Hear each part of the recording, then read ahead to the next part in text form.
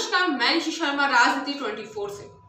इंदौर में एयरपोर्ट को मिली एक नई सौगात। दरअसल कोरोना के बाद जिस तेजी से हवाई यात्रा बढ़ रही थी, उसको देखते हुए यात्रियों की सुविधा के लिए एयरब्रिज का उद्घाटन किया गया। इंदौर सांसद शंकर लालवानी द्वारा इस उद्घाटन को किया गया। इस दौरान एयरपोर्ट संज्ञान भी मौजूद है। इससे पहले सांसद लालवानी ने पत्रकारों को बताया कि इस नई ऑटोमेटिक पार्किंग भुगतान मशीन द्वारा यात्री जितनी देर यहाँ रुकेगा उतना ही उन्हें भुगतान करना होगा। यह सुविधा पहले मुंबई और बेंगलुरु में थी। अब तीसरा शहर इंदौर बना है जहां पर ऑटोमेटिक पार्किंग सुविधा मिलेगी। सांसद शंकर लालवानी ने कहा कि इससे पहले लोगों को पार्किंग के लिए बहस करना पड़ती थी, लेकिन अब ऑटोमेटिक मशीन के चलते नहीं करना होगी। खास बात यह है कि इस मशीन में कैश के साथ कार्ड के द्वारा भी भुगतान किया जा सकता है। वहीं इंदौर में नई एयरलाइंस को लेकर सांसद शंकर लालवानी ने कहा कि नई एयरलाइंस का बेस भी इंदौर ही रहेगा। सांसद ने कहा कि प्रधानमंत्री नरेंद्र मोदी ने अपने बजट में कहा था कि छोटे शहरों में हवाई कनेक्टिविटी दी जाएगी ताकि लोग जल्द से जल्द एक स्थान से दूसरे स्थान तक पहुंच सके। इस नई एयरलाइंस की खास बात यह रहेगी कि मध्य प्रदेश के 2 से 3 शहरों से कनेक्ट होगी। यह मध्य प्रदेश के लिए एक बड़ी सौगात है, खासकर इंदौर के लिए।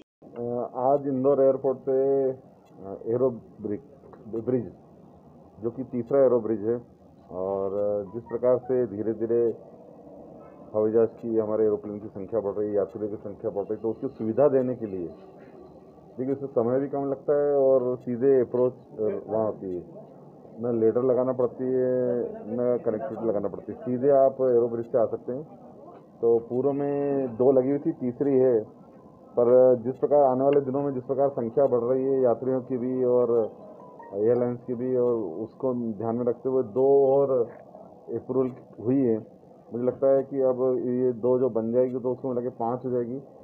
एक मीडियम साइड एयरपोर्ट के लिए सबसे अच्छी सौगात है और सबसे ज़्यादा सौगात है इंदौर, जो 2 टायर सिटी है उसके हिसाब से। एक तो वो, दूसरी जो सुविधा मिली है वो ये मिली है कि यहाँ पर पार्किंग को लेकर जो थी, पार्किंग को लेकर यहाँ एक ऑटोमेटिक मशीन लगाई गई है कि जो कि ये जितनी देर आप रुकेंगे उतना पेमेंट करना पड़ेगा। और ये भी पूरे देश में बम्बई और बेंगलोर के बाद हमारा इंदौर तीसरा शहर है जहाँ है लोगों को खड़े रह के ये बहस नहीं करना पड़ेगी कि आधा घंटा हुआ कि 1 घंटा हुआ कि 2 घंटा हुआ, कितने पैसे दूँ। मशीन ऑटोमेटिक करेगी और इसमें आप चाहें तो कैश भी कर सकते हैं और कार्ड के माध्यम से भी कर सकते हैं। तो ये बहुत ही अच्छी सुविधा है।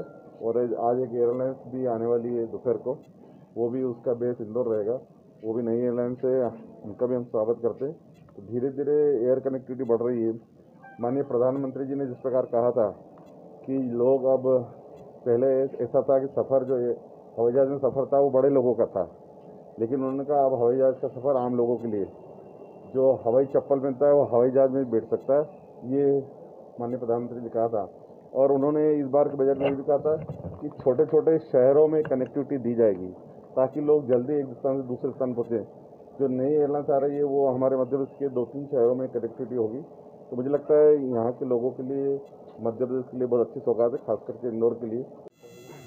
आज फ्लाई बिग एयरलाइंस का प्रूविंग फ्लाइट है, जिसके अंदर डीजीसीए के अधिकारी और उनकी खुद के अधिकारी होंगे। प्रूविंग फ्लाइट ऐसे विशेष फ्लाइट होते हैं जिसको प्रचालन की दृष्टि में कुछ सरप्राइज दिया जाता है और देखा जाता है कि वो सब ठीक से कर पा रहे हैं कि नहीं प्रचालन। तो फ्लाइट हैदराबाद से उड़ चुकी है अभी, वो हैदराबाद से नागपुर उतरेगी, नागपुर से भोपाल के ऊपर रहते हुए इंदौर डाइवर्शन करते हुए यहाँ करीब 3 बजे आएगी। पहले इनको 1 बजे आना था और ये प्रथम, क्योंकि उन्होंने इंपोर्ट करने के बाद ये प्रथम यहाँ पे प्रूविंग फ्लाइट आएगी। और प्रूविंग फ्लाइट की डीजीसीए का एक्सेप्टेंस होने के पश्चात मेरे ख्याल से ये लोग डीजीसीए को अपने शेड्यूल प्रदान करेंगे और शेड्यूल के एक्सेप्टेंस के बाद ये फ्लाइट चालू हो जाएगी। तो ऐसे करके आज, क्योंकि मेरे ख्याल से आज 4 तारीख है ना, आज 4 तारीख है, तो मैं ये समझती हूँ कि दिसंबर या नए साल में हमारे फ्लाई बिग एयरलाइंस एक बड़ा उड़ान भरेगी। और खुशी की बात है कि मध्य प्रदेश की छोटी शहरों को भी ये लोग लिंक करने वाले हैं। मैंने खास करके मेरे तरफ से, क्योंकि बार एसोसिएशन ने हमको लिखित में दिया था, मैंने जबलपुर की बात भी उनको कही है।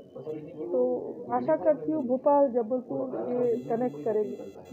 तो इनकी यहाँ पे बेस ये लोग कर रहे हैं, तो आने वाले समय में 5 फ्लाइट यहाँ रहेगी, तो 5 फ्लाइट लेकर ये विभिन्न शहरों में प्रचालन करेंगे। फिलहाल खबरों में इतना ही। ताज़ा खबरों के लिए जुड़े रहिए राजनीति 24 के साथ।